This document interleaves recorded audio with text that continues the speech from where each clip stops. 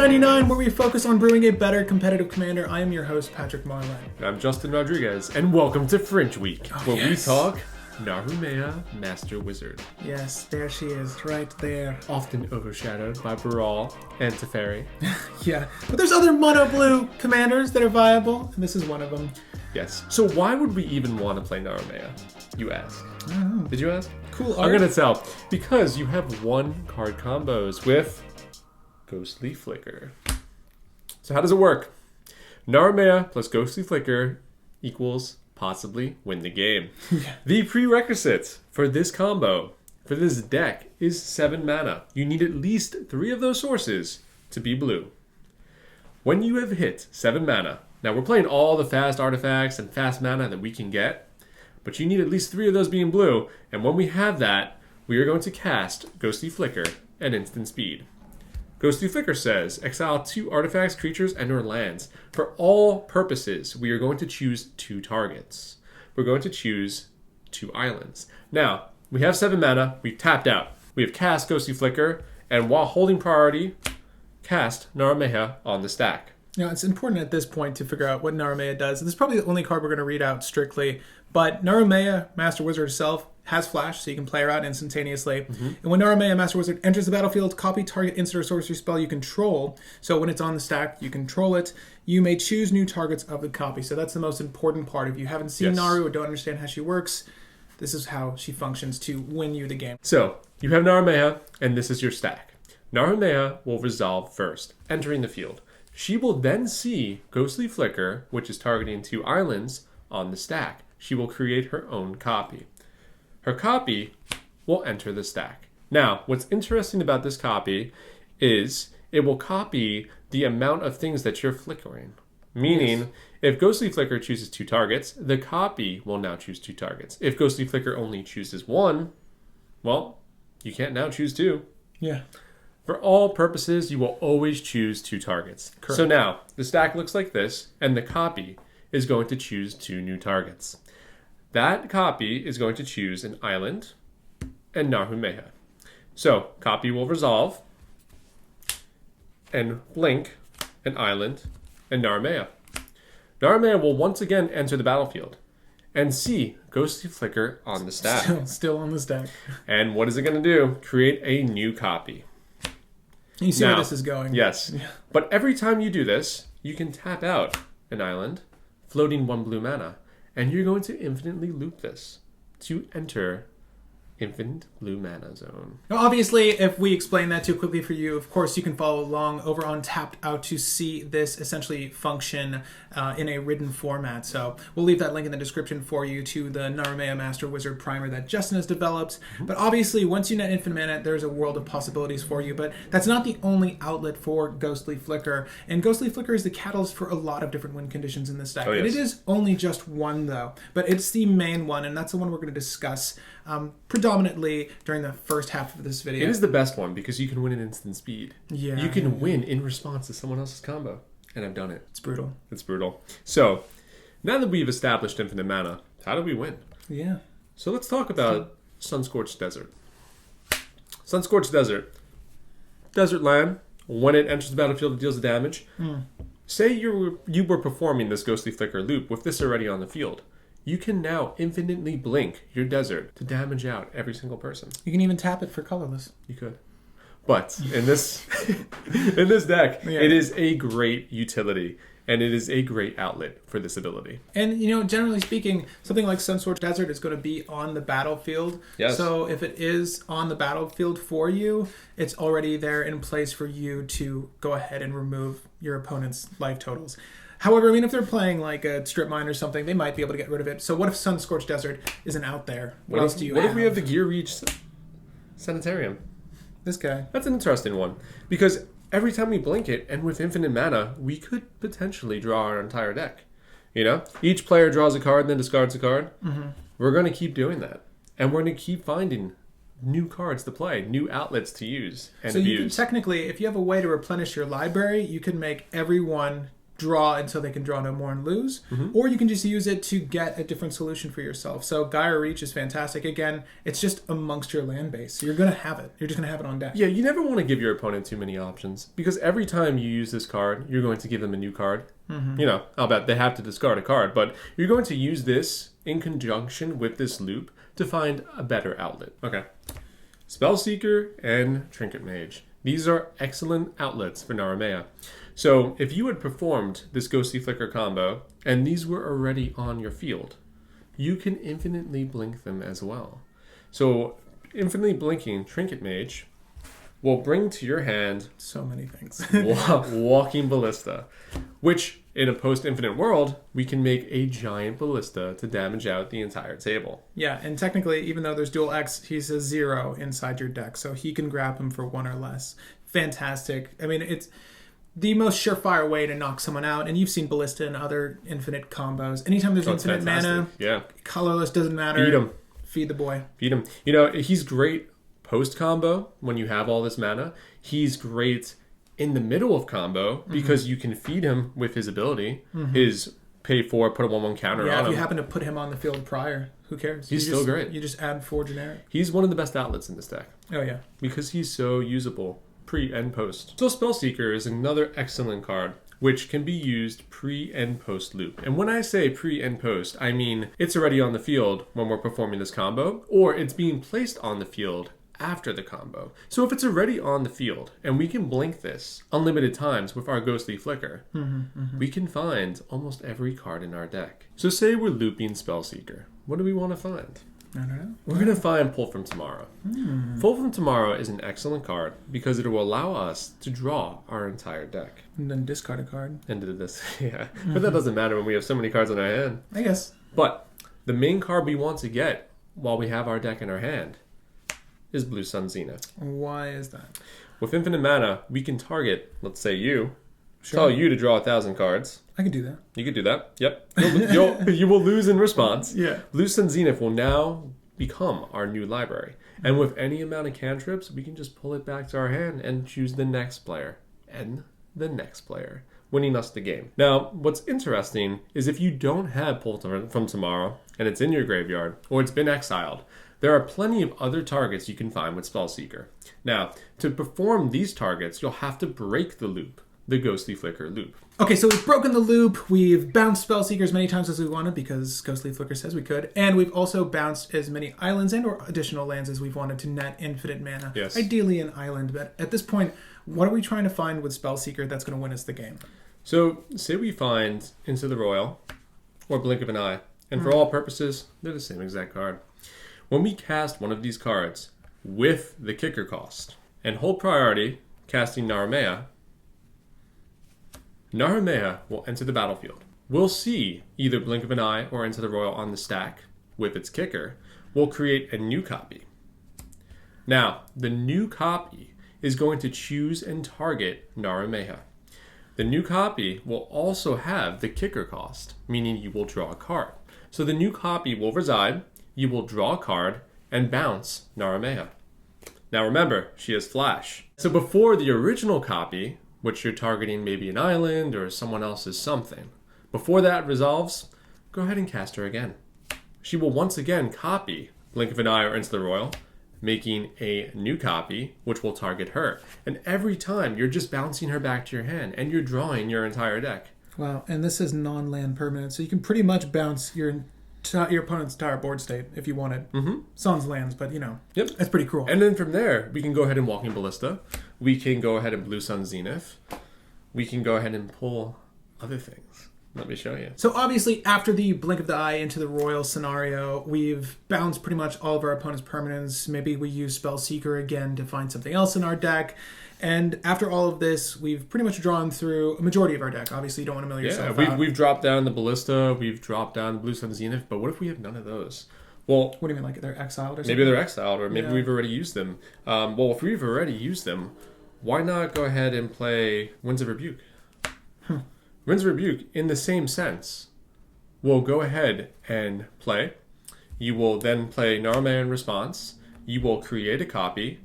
That new copy will target Naru Meha, bounce into your hand, everyone is going to mill 2, and we're going to keep doing this, milling every single player out. So when it's their turn and they go to draw, they lose. So it's important to note, with Winds of Rebuke, you don't want to do this on instant speed on someone else's turn. Winds of Rebuke is a good card on its own. It's going to bounce a stacks piece. It's very good against Blood Pod, getting rid of those rule of law type effects.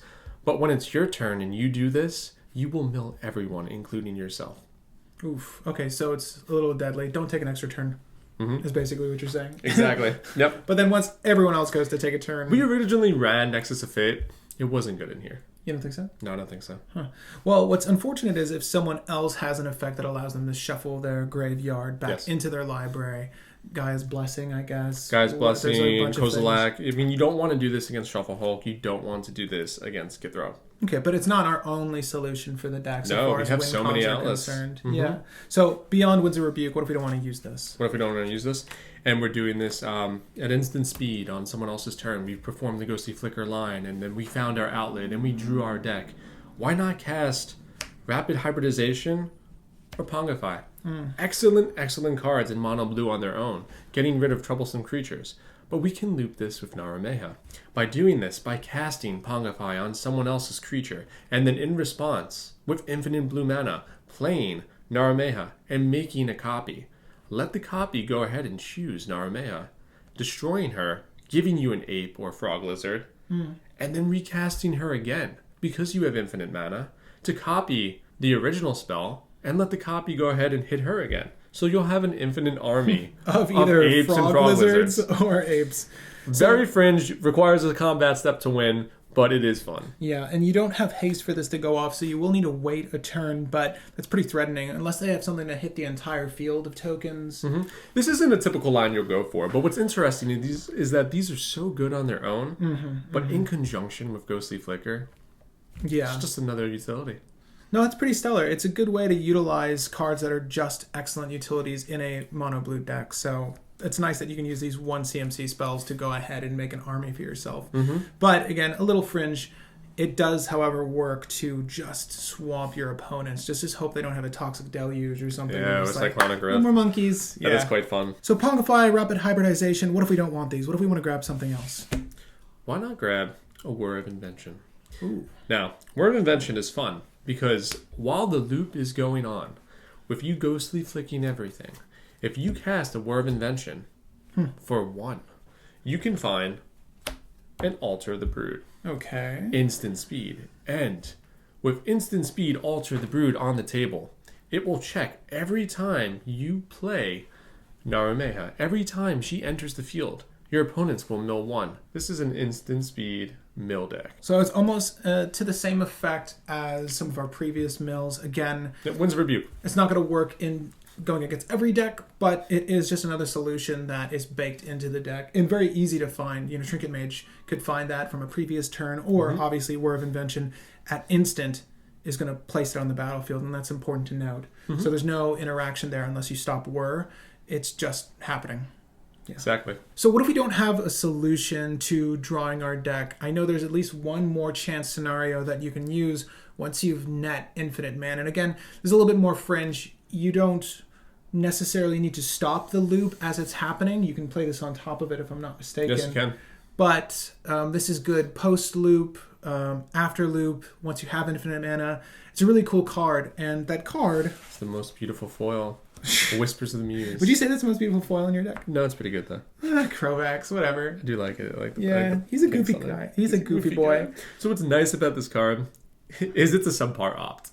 Yeah. For 1 blue, instant speed, we're just going to draw a card. Yeah. But what we love in Naru Meha is the buyback. Because when we have infinite mana, we can go ahead and play this card, paying for its buyback, and keep drawing cards. Most expensive draw spell. Drawing our deck. Most expensive draw spell, but it is so good in a post-infinite world. This is true. So once you get the infinite mana going, you can pretty much draw your deck with this 1 card. So if you were concerned that you didn't have a solution to start going through your deck, or even if you had this in your hand in another better draw card, I might even throw that out as a red herring. Because what if your opponent was holding up that spell? He's like, get your infinite mana, and now I'm going to counter Whispers of the Muse. And you're like, okay, got another one. I got another draw spell. It's a good way to get the draw you need. Yes. And why wouldn't you want a blue for a draw? It just replaces itself. You know what? In Naru Meha, we want to play cards that are decent or great on their own. Mm-hmm. It's just extra butter if they can be abused with Ghostly Flicker That's or true. Infinite Mana. Would you say Whispers in the Muse is for every deck, or? Hell no. Yeah, right? It's terrible. It is a but weird... in Naru Meha, it is fantastic. And that's why we play it. Yeah. I would never use this. Even in Commander. I was going to say, buyback's really great. But Unless when you're using Naru Meha. You see buyback 5 and you kind of cringe, but then you're like, oh, well, Infinite Mana, who really cares? It is really like a sleeper card in the deck. You don't expect it to go off in the way it does. And even if you had to use, and we've got cards like Snapcaster Mage in here, you can cheat this back out if necessary. If you Flickering Snapcaster Mage, you get your entire graveyard. That's true. With Infinite Mana and whatever you've already played, go ahead and find those outlets. And there are delve cards in this deck, so obviously you're going to have to construct those delve piles a little bit smarter than normal. Yeah. You're going to have to be careful with what you exile, but really reserve your outlets. And that's not to say don't play your outlets because you're waiting for that Ghostly Flicker, post-infinite, amazing world. Play your outlets. They're good. But they're so much better when you have Infinite Mana. Yeah, just hope your and Ghostly Flicker. Rest in Peace or Bajuka Bogs or a whole graveyard. That'd be so sad. That'd be tragic. It's so sad. Well, that's why you have Winds of Rebuke. Get that thing away. Oh, but Bajuka Bog would just be like... Bye-bye. Well, to your graveyard, but I don't play for graveyard. Not really. Not really. Only when I want to Snapcast. That's true. Only when you're trying to snap that. Yep. So to summarize, Walking Ballista, infinite damage, pre and post loop. Blue Sun Zenith, go ahead and draw your entire deck. Put it as a new library. Cantrip, and then make everyone else draw their entire deck. Pull from Tomorrow, go ahead and find it off a Spellseeker. Go ahead and draw your entire deck. And then use Blue Sun Zenith. Trinket Mage, go ahead and find that Walking Ballista, or early Mana Rock. Spellseeker, go ahead and find that Merchant Scroll, that Into the Royal, that Blink of an Eye. What's the scroll getting you in those instances? What's the scroll? The scroll can get you anything you want in that instance. What I would choose with the scroll is, well, I might need counter magic, or I might just go ahead and grab that Blue Sun. That's true. That's a good way to just get something counteractive. Yep. Yeah. Rapid Hybridization and Pongify, both excellent cards on their own, but they will give you an Ape and Lizard army. Winds of Rebuke, never to be used in an infinite mana loop on someone else's turn. Yeah. However, bouncing a stacks piece, bouncing a rule of law effect, and bouncing infinitely on your turn is excellent for millage. Blink of an Eye we talked about. That can go ahead and draw your entire deck, along with Into the Royal. The Gear Reach will also draw your entire deck, or draw everyone else's entire deck. But usually you're using this just until you find a better outlet.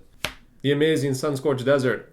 Go ahead and burn everyone into the ground. Just another great way to damage everyone out. My favorite card, Whispers of the Muse. Go ahead and draw your entire deck with Crovax. Whir of Invention. Finding Altar of the Brood, instant speed, to once again mill the crowd. And say you used them all already? Snapcaster Mage. Reuse your grave. And as you can see, there are a lot of usable resources in this deck. It makes use of every card, and I think that's what makes Naru Meha so special. I like that. Naru Meha. Ghostly Flicker. This is really the catalyst for it all, but that's the thing with Naru, and what's so special about her is that she utilizes the deck to its fullest. They're not just cards for value, they're value added. Exactly. You know, nothing's like, there's no win more cards here. Everything just nets you the win. Yep. And that's all you really need. And it's great because they're bundled in cards that are essential for mono blue decks. And what's great is you win off of instant speed. So even though I have the combo and I can go off on my turn, as long as I don't have Winds of Rebuke, I'm going to go off in response to someone else's when they tap out, when they go for their combo, and I'm going to show them mine. Yeah. So guys, stay tuned for the next episode where we discuss mull options for this particular deck, as well as notable exclusions and more specifically inclusions. Because again, things like Whispers in the Muse, you're not going to see in every deck. Yeah, and there's a lot of great blue cards that just don't make it in here for specific reasons. We're going to go over that. We're going to go over Hand of 7, what we like and what we dislike, and really what's good for Naru. Oh yeah, because we want to help you construct, obviously, the best Naru you can. And of course, she's a deck that really doesn't get enough love, so I hope these guides help you develop the best Naru you can. And of course, stay tuned till the end of the month for some more Naru footage. Of course, you obviously would have seen her already if you watched our Savala play. You might see her win. Yeah, well, hopefully. So she wins a lot. She actually does. She does, but when you have 2 islands out and no Grim Monolith, watch our gameplay footage for round 1 of Savala, and you'll also see Naru in round 2 as well. But Mana Drain is so good in this. Ooh, she's going to see more gameplay, no worries. And of course, Justin's brewing another deck that we're excited to talk about as well. But stay tuned for the rest of this month. March is the month of Naru. Thank you for joining us here over on the 99. I hope you enjoyed the content. Take care. Take See care. you later.